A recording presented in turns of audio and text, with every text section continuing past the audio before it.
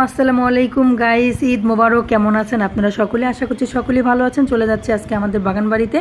ঈদের দিন বিকেলবেলা কি করব মনে করলাম আপনাদের সাথে একটা ব্লগ শেয়ার করে আমি মিথিলা চলে আসলাম আমাদের বাগানে। খুব সুন্দর কাঁঠাল গাছে দেখেন অনেকগুলো কাঁঠাল ধরে আছে। বাগানের ভিতরে চলে গিয়েছি অলরেডি।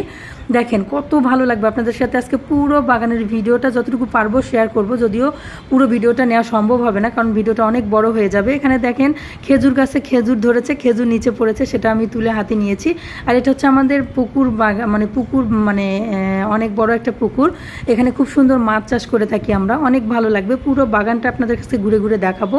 এটা আমাদের বাগানের একটা সাইড, অনেকগুলো আম গাছে আম ধরেছে, অনেকগুলো আম, ঠিক আছে। আর এই যে পুরো বাগানটা হেঁটে হেঁটে একটু একটু করে আমি দেখাচ্ছি। দেখেন এটা হচ্ছে আমগুলো যে ধরেছে, আমি কিন্তু ধরার চেষ্টা করছি। দেখেন যদি এবার আমের ফলন অনেক কম এসেছে, তারপরে মাশাআল্লাহ অনেক খারাপ না, অনেক ভালো। আমাদের খেয়েও আমরা ইনশাল্লাহ সবাইকে দিয়েও আমাদের হয়ে যায়, অসুবিধা হয় না। দেখেন এই গাছে